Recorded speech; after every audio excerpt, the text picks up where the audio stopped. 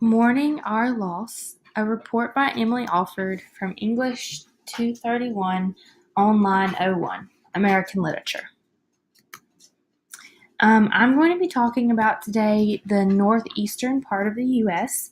My general purpose is to inform you, and my more specified purpose is to inform others on northeastern U.S. Using literature from that time, more specifically from the Washington, New York, Illinois area. Um, Sorrow, people in mourning, drowning in tears, a nation in shock. The northeastern part of the United States completely shook from the event that just shaped the next few years of their country. The entire culture mourns the loss of one of the greatest presidents, and I'm going to show you how that affected the people. I'm going to show you the before and after a tragedy that affected a country forever. And second, I'm going to show you how a particular writer, Whitman, was affected by this event. So before and after, we will see how one president's death shook our country. First off, you see the effects on the people. There's emotional effects. You see some of the obvious emotions were sadness and shock, as well as tears and screams. It took a toll on the people.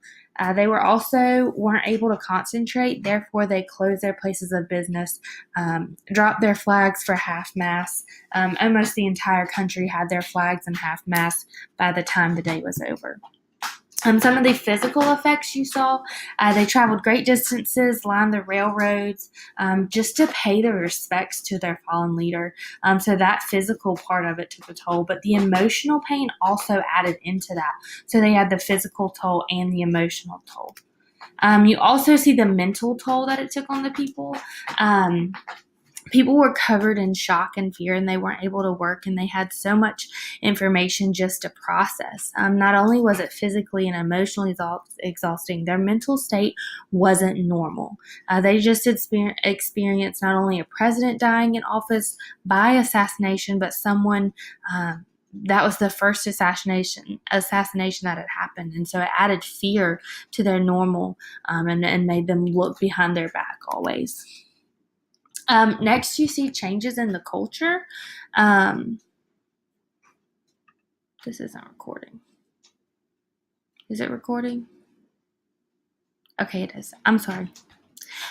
Next, you see changes in the culture.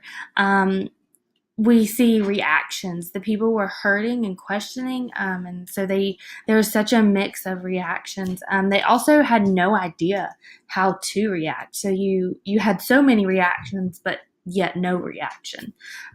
There are also a bunch of changes in things that we see even still today. Like the security was heightened. The people continue to just kind of look behind them and prepare for unexpected things that they hadn't experienced before. I imagine people that were buying guns or, buying an extra lock for their door, not wanting to go to public places just out of fear of who might come in there, who might be the next crazy. You also see the difference it made in America. America hasn't been the same since it happened. It's kind of become a little more normal for us, but it has also beefed up our security for our presidents and made us more aware of the reality of the situation. The difference not only affected the culture, but it also affected people individually, and Whitman was one of those. In his story, when lilacs last in the dooryard bloomed, he said, "Oh, shall I wobble myself for the dead on there I loved." He was brokenhearted and saying how he couldn't even sing because of the dead. He didn't even know how to continue on in life because of the death he had just experienced. Some of his thoughts, he was encouraging others to keep singing if they could, to keep pushing on, but he wasn't able to right now, and so he needed people to be singing around him to kind of urge him on. He also continues to have emotions, but throughout the story, he talks about how he gets his song back and how he accepts the fact of life. And next we see how Whitman was affected, his reaction. He starts off with a brokenheartedness, barely able to speak or talk. His song that he normally sings is deadened by this death. By the end, he is able to regain some strength, and while his song will never be quite the same, he is able to sing again. The entire culture mourns the loss of one of the greatest presidents one of the greatest presidents, and we see how this affected the people. I'm going to show. I showed you a before and an after a tragedy and the effects that it made in this time period. I also showed you how Whitman in particular was affected and how it affected his writing.